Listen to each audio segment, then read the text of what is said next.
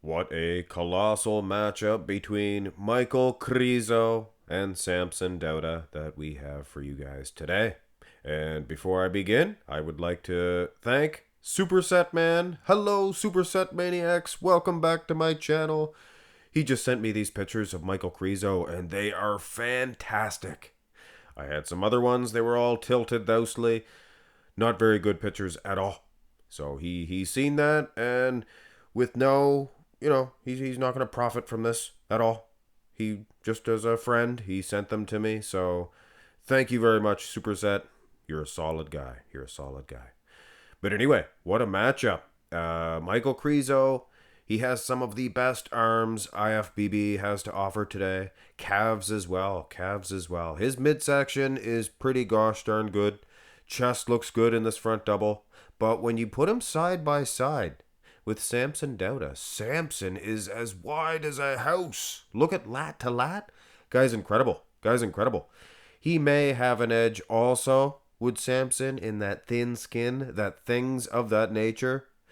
But those arms of Krizo, I'm here to tell you. Now, the front lat spread. This just gives you an impression. I see people commenting, Samson needs to worry about Krizo. First of all, Krizo should be worrying about Samson. Samson has a next step up type condition, I believe, and he has a next step up type width. Look at that, huh? Those big lats. You guys like my Marge Simpson? anyway, I can do Homer too.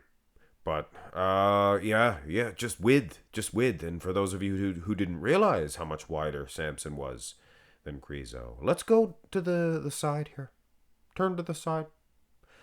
Big man's manly chest for Krizo. He has that nice 70s style. The 70s bow. Looks good, looks good. Big delt, big arm, bicep, tricep, forearm. Look at Krizo's forearm. Wow. And the wheels look pretty gosh darn good too. Namely the hamstrings and the calves. But when you look at Samson, he has a condition that just pops out. And dare I say, if you stuck these guys next to each other, I think Samson would draw that. I wouldn't call it a layer of water, but Samson's peeled. He's pazzizzled. And the translation on that, he's peeled. Side tricep seems to be the same thing here. There seems to be an overall dryness of the big Dauda man. Look at those pecs. My voice trembled there for a second. Calves included for Krizo, though.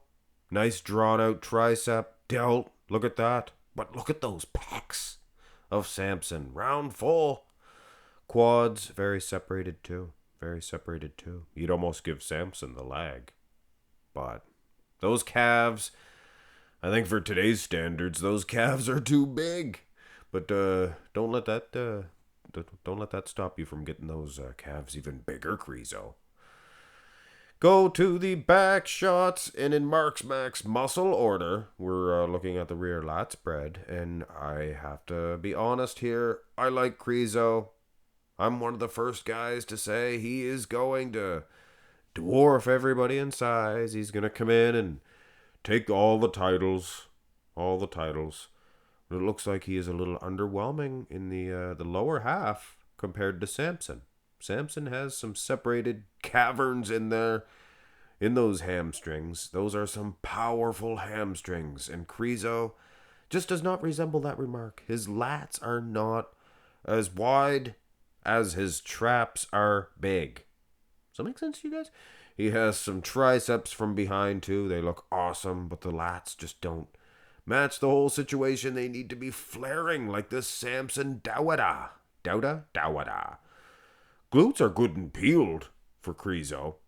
A little bit dainty, but I mean, who cares about that? Here's the rear double. Who cares about the size of the badonkadonk? I mean, I could see if it was the size of a thumb. That would be hilarious. And if it was a great big one, that's funny too. That's funny too, but other than that, I got no real preference. Back double, better shot for Krizo. and a not as good as the rear lat for Samson. I prefer his lat as opposed to his rear double. Both arms, Louis. You stick them arms up and say, boom, take a look at this hunk of man. Now you try. Been watching Pumping Iron up to 3 times daily now. You just throw it on in the background. It's good. But yeah. There's definitely possibilities, baby please, for the Krizo man. And in the abs and thigh, I also say that Krizo, he could definitely get a victory over Samson in a couple of shots. It's not going to matter though, guys. We've seen a lot of the poses up close, the condition, structure. Even in this shot, you can see chestal with lats for Samson, and the quad size. Little smaller in those quads is Krizo. So yeah, most muscular. Krizo is amazing, guys. I got no bad things to say about Krizo. He's winning the EMPRO Classic, a smaller show compared to, your Arnold Classic, which is your bigger show.